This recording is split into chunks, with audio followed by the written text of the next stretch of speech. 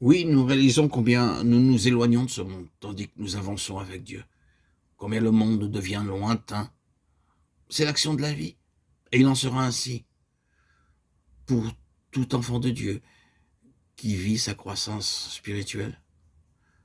Cela nous créera bien sûr des difficultés, mais il ne peut en être autrement. La loi de l'esprit de vie élargira de plus en plus la brèche qui s'est faite entre nous et le monde et cette vie d'ici-bas. Elle doit produire cela. Elle nous en fait inévitablement sortir. Et naturellement, lorsque nous sommes dans cette position, sur quoi pouvons-nous compter? Quel appui avons-nous autre que Dieu seul? Il est devenu notre vie, notre ressource. Les plaisirs du monde se sont retirés. Et il est devenu, lui, notre plaisir. Pour tout, nous avons à regarder à lui, et c'est une vie de foi. Notre satisfaction n'est plus ici-bas, mais c'est la vie qui accomplit tout cela, et qui nous amène à la place où nous découvrons que Dieu est notre récompense infiniment grande, comme le fit Abraham. Dieu, El Shaddai, le Tout-Puissant, le Dieu qui répand de sa plénitude. Il nous faut comprendre Joseph très intimement, toute cette action de la vie, dans tous ces différents stages, amenant spontanément ces choses si variées à devenir pour l'enfant de Dieu des réalités. Tout cela est dirigé vers une destinée, vers un but. La loi de la vie, lorsqu'elle a la voie libre en nous, doit nous amener au trône. Elle doit aboutir au trône pour que nous régnions avec lui. Mais comment? Par la souffrance, par l'humiliation, par l'abaissement. C'est le chemin de cette vie, le chemin qui nous conduit au trône. C'est ce que représente Joseph. Mais remarquons que Joseph avait une place très particulière dans l'affection de son père. Il est bon de reconnaître cela avant de commencer à relever les épreuves de Joseph.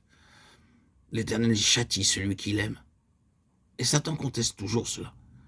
Lorsque nous sommes dans les difficultés, dans les souffrances, dans les humiliations, dans les détresses, il y a toujours une voix qui vient murmurer à notre oreille et nous dire que le Seigneur ne nous aime pas. Il est donc précieux de remarquer que Joseph avait une place de prédilection dans les affections de son père. Et pourquoi? Mais pour les raisons que nous avons déjà soulignées. Premièrement, il était le fruit de ce double labeur. Le père avait travaillé 2 fois pour lui, pour avoir Joseph. Il en avait coûté beaucoup à son père. Et l'Église, qui est le corps de Christ, est le fruit de l'angoisse la plus profonde pour le cœur du Père. Dieu a été dans l'agonie pour assurer son Église.